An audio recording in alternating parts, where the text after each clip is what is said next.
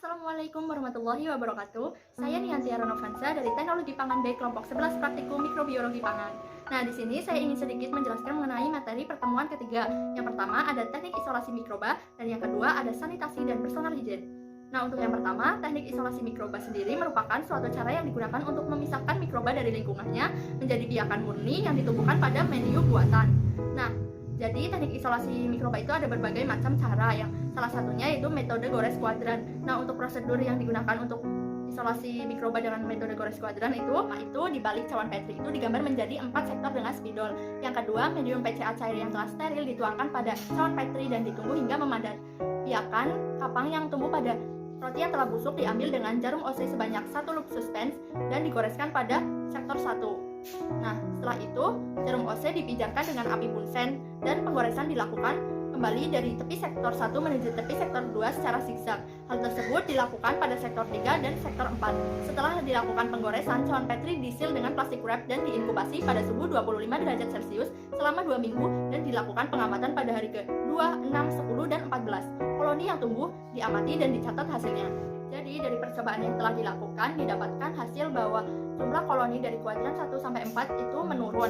Nah, untuk prinsip dari metode gores kuadran ini, cawan Petri dibagi menjadi 4, kemudian kapang digoreskan dengan jarum OC pada medium sehingga didapatkan koloni tunggal. Metode gores kuadran ini digunakan karena menghemat biaya, bahan, bahkan waktu yang digunakan pun cukup singkat. Nah, fungsi goresan 4 kuadran itu untuk mendapatkan koloni tunggal karena jumlah mikroba dari sektor pertama sampai keempat itu akan cenderung menurun. Fungsi dari penggoresan secara zigzag yaitu untuk mendapatkan koloni yang menyebar luas dan tidak bertumpuk.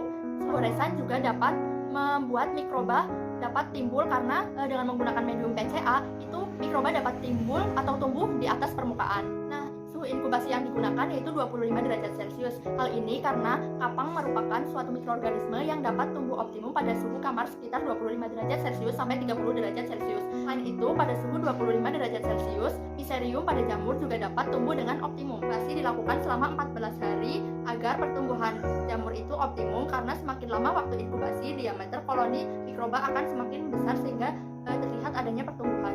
Nah, pada teknik ini jarum OC digunakan untuk memindahkan biakan dari medium lama ke medium yang baru sehingga terjadi inokulasi pada medium yang baru. Selain itu, jarum OC juga digunakan untuk menggoreskan kapang pada medium secara zigzag. Nah, jarum OC yang digunakan ini harus steril agar tidak terkontaminasi dari lingkungan luar.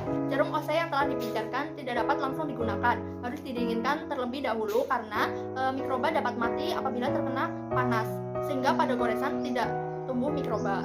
Nah, pada percobaan kali ini digunakan medium PCA untuk menumbuhkan mikroba agar dapat dilihat, diamati, dan diisolasi. Penggunaan medium PCA ini juga dapat memudahkan kita dalam menghitung koloni karena mikroba yang tumbuh itu berada di permukaan. Nah, untuk fungsi bunsen sendiri itu digunakan untuk mensterilkan jarum OC dan mencegah adanya kontaminasi dari luar pada saat proses pemurnian mikroba. Plastik wrap itu untuk menutupi cawan Petri yang telah dilakukan penggoresan agar tidak terkontaminasi oleh mikroba lingkungan. Jadi, kelebihan dari metode gores kuadran ini, koloni yang didapatkan berupa koloni tunggal. Selain itu, kita bisa membedakan mikroorganisme kontaminan dan kita dapat membentuk pola sesuai yang kita inginkan. Namun, metode ini juga mempunyai kelemahan. Salah satunya yaitu membutuhkan keterampilan yang tinggi pada saat penggoresan agar didapatkan koloni tunggal yang sempurna. Faktor kesalahan yang mungkin terjadi pada saat melakukan percobaan yaitu pada penggoresan yang tidak dilakukan dengan sempurna. Hal ini dapat menyebabkan koloni yang dihasilkan tidak terpisah secara sempurna. Selain itu, proses pengerjaan yang tidak aseptis juga dapat menimbulkan adanya kontaminan dari lingkungan luar. Berdasarkan percobaan yang telah dilakukan, dapat disimpulkan bahwa jumlah koloni dari sektor 1 sampai 4 akan mengalami penurunan sehingga didapatkan koloni tunggal sebagai kultur murni. Nah, proses pengerjaan isolasi mikroba ini harus dilakukan secara aseptis sehingga tidak terkontaminasi oleh lingkungan luar. Percobaan yang kedua yaitu sanitasi dan personal hygiene.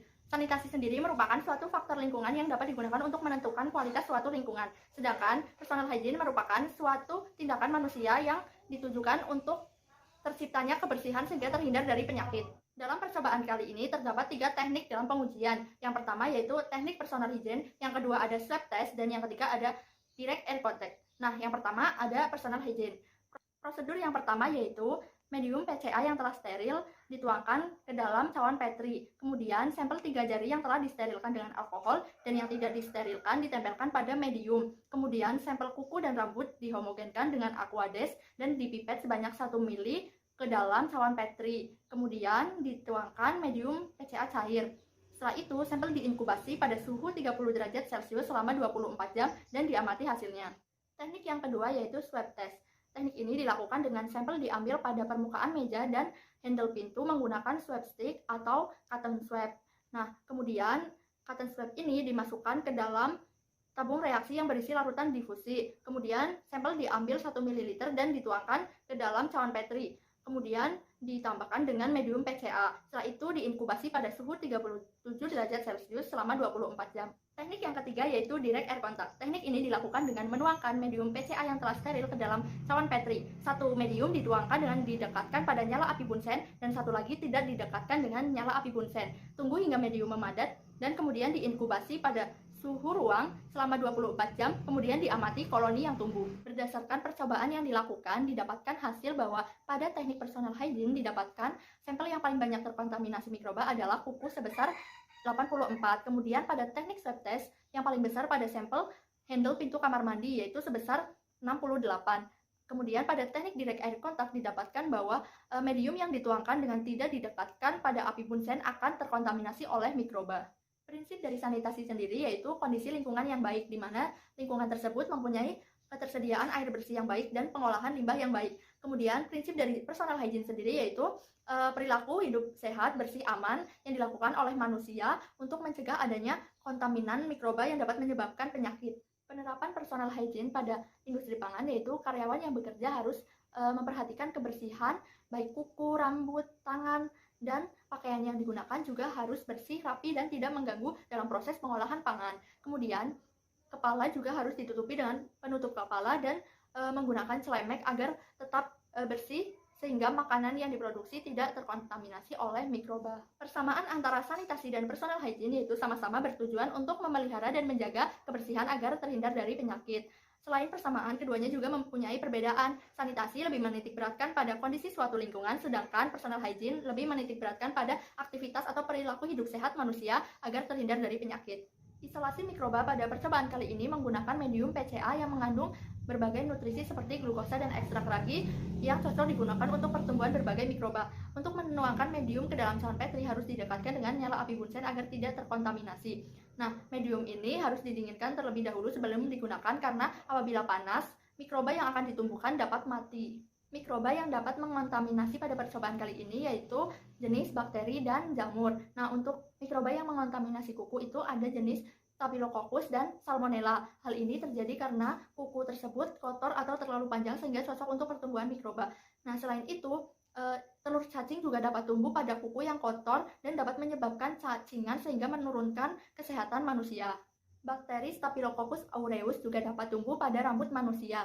Adanya keringat dan minyak pada kulit kepala dapat menyebabkan adanya ketombe karena adanya jamur Malassezia furfur yang dapat menyebabkan gatal pada kulit kepala.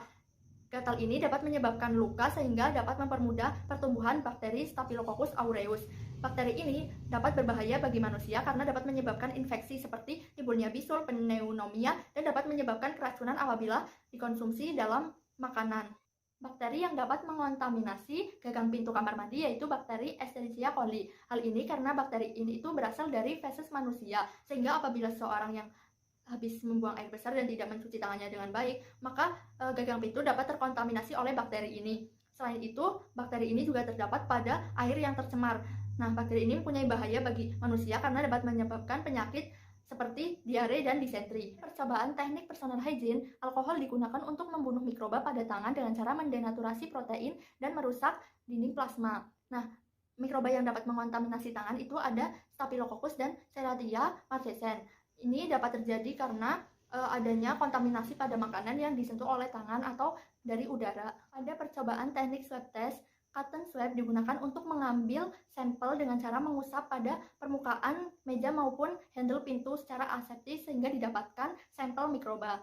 Percobaan direct air contact digunakan untuk membuktikan bahwa udara sekitar dapat mengkontaminasi medium yang akan digunakan untuk isolasi mikroba, sehingga dalam proses pemurnian mikroba harus dilakukan secara aseptis dengan cara mendekatkan dengan api Bunsen.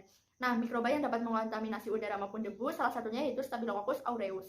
Faktor kesalahan yang mungkin terjadi yaitu pada proses inkubasi tidak dilakukan dengan cara membalikan cawan sehingga uap air yang dihasilkan dapat mempengaruhi pertumbuhan mikroba. Selain itu, proses sterilisasi yang tidak baik juga dapat mempengaruhi pertumbuhan mikroba sehingga terdapat kontaminan di dalamnya. Berdasarkan praktikum yang telah dilakukan, dapat disimpulkan bahwa sanitasi dan personal hygiene pada lingkungan laboratorium belum benar-benar diterapkan karena masih terdapat cemaran atau kontaminan mikroba pada benda maupun tubuh praktikan. Nah, jumlah mikroba terbanyak yaitu pada handle pintu kamar mandi yang diduga merupakan bakteri E. coli yang berasal dari feses maupun air yang telah tercemar. Sekian dari saya, apabila banyak kekurangan saya mohon maaf. Terima kasih atas perhatiannya. Wassalamualaikum warahmatullahi wabarakatuh.